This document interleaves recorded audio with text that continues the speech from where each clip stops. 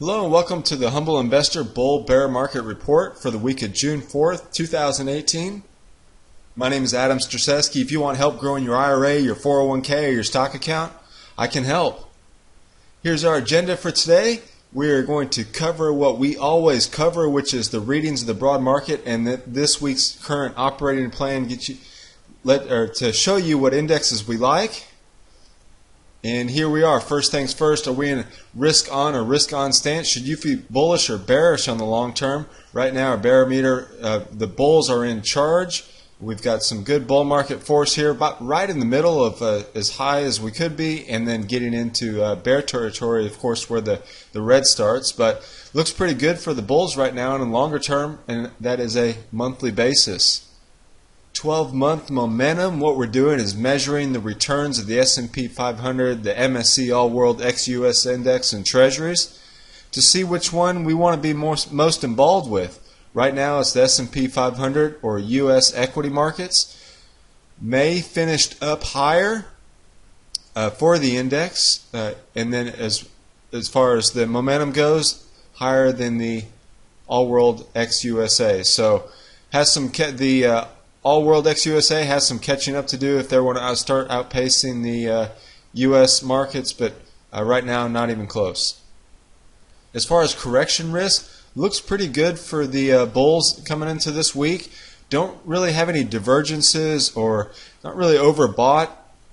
Really, I think the main thing is that this past week rather, when the S&P 500 opened, we quickly traded lower, and we didn't get back into positive territory for the day, but it was a failed bear breakout. And so now we're right back here at the highs, and we'll see if the bulls can break through to the upside. Breadth isn't really giving us any positive or negative divergences, any reversals, or and it's not really overbought or oversold, I wouldn't say. So looks good for the context for the bulls. Looks good this week. As far as the stage of the S&P 500, we're still in this trading range. Looks like we're breaking out of this larger triangle. First triangle is right here, broke out to the upside, and now it looks like we're breaking to the upside again. So we'll see if the bulls can continue that momentum a little bit higher, even though this current leg, or this current trading leg, is a relatively weak trading leg.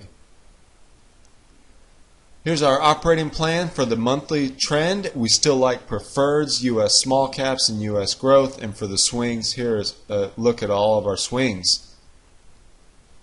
Here's a look at small caps, up 1.09% for the week. Looks good. So does growth. And the thing is here is we've got small caps growing, or have broken out to the upside, new highs here. U.S. growth not quite there yet. And so the question has become, will this action precede another high from U.S. growth, or will growth pull down small caps? Right now it looks like they're following suit, and so that's good. That's bullish for the market, and so we'll see if this trend can continue to the upside, if this breakout can continue strong. U.S. Treasuries up 0.77% for the week. Couldn't get past this other little resistance right here. We're right at the moving average. You know, like I talked about in the past videos, the only reason we still are involved in this is because the actual vehicle that we trade is still within this trading range. So still not bullish on Treasuries, but we're going to hold on to it until we either stop out or at least we get a trade to the top of the trading range. Australia down 0.61% for the week. We've got a swing stop right here. Our initial stop was down here, and you know, we'll see if this can continue. Australia looks a lot like a lot of the other international indexes do. Not real bullish on it, but we're going to hold on until it either hits our stop or goes up and adjust our stop up. Brazil down 4.51%, broke to the downside. You know, it opened up on Tuesday, at least when we started looking at it. Then wanted to wait on it. If it makes a low here, I'm going to get out. I'm not so much worried about the risk for the portfolio because our original stop was down here. However, with this being a breakout to the downside late in the trading range, I am looking for a bounce this week. If we don't get it, then we'll more than likely we'll stop out. Here's a look at the MSCI EAFE Value Index, down 1.26% for the week. Pretty big bear bar down at the bottom of the trading range. Just not looking good for many international indices right now. But we are at the bottom of the trading range, and so we'll see if it holds. And we also have this 89 EMA, which could be a trigger for support. We did get involved in healthcare, up 0.56% for the week. Doesn't necessarily show this on the index. But the vehicle we trade went through the green line, got in. We've got an original stop down in this range, and then a second purchase range down in here.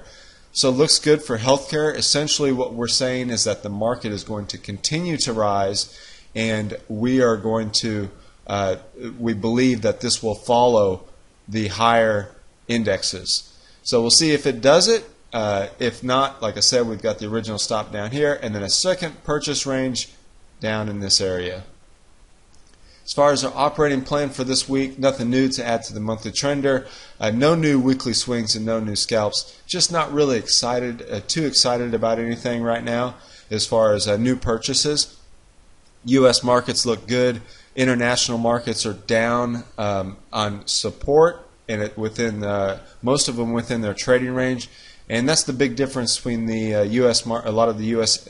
equity markets and the international markets, is that the U.S. equity markets are at the top of their trading ranges or a little bit higher, where the international markets are down at the bottom of their trading ranges or a little bit lower. And with that, have a great week, and we'll talk to you next time.